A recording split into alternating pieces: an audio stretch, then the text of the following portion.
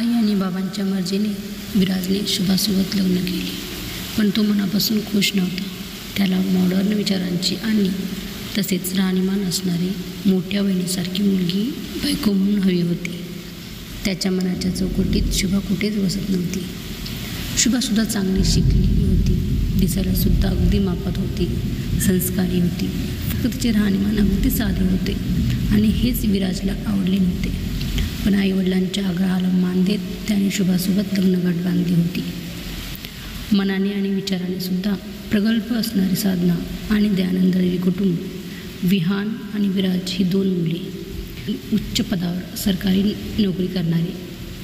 विहानची बायको अनघा, एकुलती एक आणि लाडात वाढलेली आणि स्वतःच्या रूपाची आणि पैशाची घमेंड असणारी. विहानसोबत लव्ह मॅरेज होऊन दळवी कुटुंबाची मोठी सून झाली, पण त्या घराचे सदस्य मात्र नाही होऊ शकले. विराज मात्र आपल्या बहिणीला आदर्श मानत स्वतःच्या जोडीदाराची पण तशीच स्वप्न बघत होता. साधना आणि दयानंदला पहिल्या सुनेचा अनुभव असल्यामुळे त्यांना विराजसाठी एकत्र कुटुंबात राहणारी, मनमिळावू आणि संस्कारी असणारी मुभा पसंत पडली होती. विराज लग्न झाल्यावर आईबाबांच्या इच्छेसाठी का असेना पण तिच्यासोबत गरजेपुरते बोलायचा. लग्न झाल्यावर पहिल्यांदा माहेरी जाऊन शुभाच्या संसाराला सुरुवात झाली. शुभाचा मनमोकळा स्वभाव सगळ्यांना खूप आवडला. सासूला घरातील सगळ्यांच्या आवडीनिवडी विचारून घेत ती स्वतःला त्याच्या पद्धतीने घडवण्याचा प्रयत्न करत होती. हळूहळू सारं काही शिकत होती. घरात स्वयंपाकाला बाई असतानाही ती स्वतः सगळ्यांसाठी काही ना काही बनवून ठेवत असे. तिच्या हाताला खूप चव होती. तिच्या येण्याने घराला नवचैतन्य आले होते. शुभाने घरात बरेच बदल करून घेत सगळ्यांना पुन्हा एकत्र आणले होते. सकाळचा नाश्ता आणि रात्रीचे जेवण सगळ्यांनी सोबतच करायचे, असा जणू नियमच तिने सगळ्यांना लागू केला होता. या सगळ्यात विराज मात्र त्याची रोज एक नवे रूप बघत होता. तो त्याच्या बहिणीमध्ये आणि शुभामध्ये असणारे गुण अवगुण कम्पेअर करत होता. लग्न झाल्यावर एका महिन्यातच तिने तिच्या गोड स्वभावाने सगळ्यांना आपलेसे केले होते.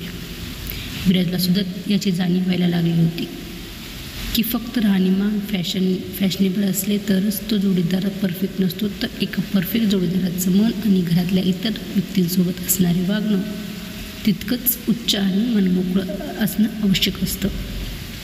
विराजने तिच्या साध्या राहणीकडे जरा दुर्लक्ष करत तिच्यामध्ये असणाऱ्या संस्कारी पैलूकडे बघण्याचा प्रयत्न केला.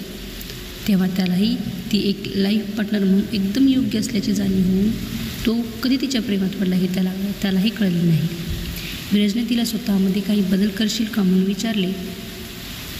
तेव्हा तिने सासू सासरे आई वडील सगळ्यांना विचारून त्यांच्या मनाप्रमाणे बदल करून घ्यायला तयार झाली. विराजने तिच्यासाठी काही ड्रेस आणले, तिला पार्लरमध्ये नेऊन थोडासा हेअर कट करून तिचा थोडासा मेकओव्हर केला.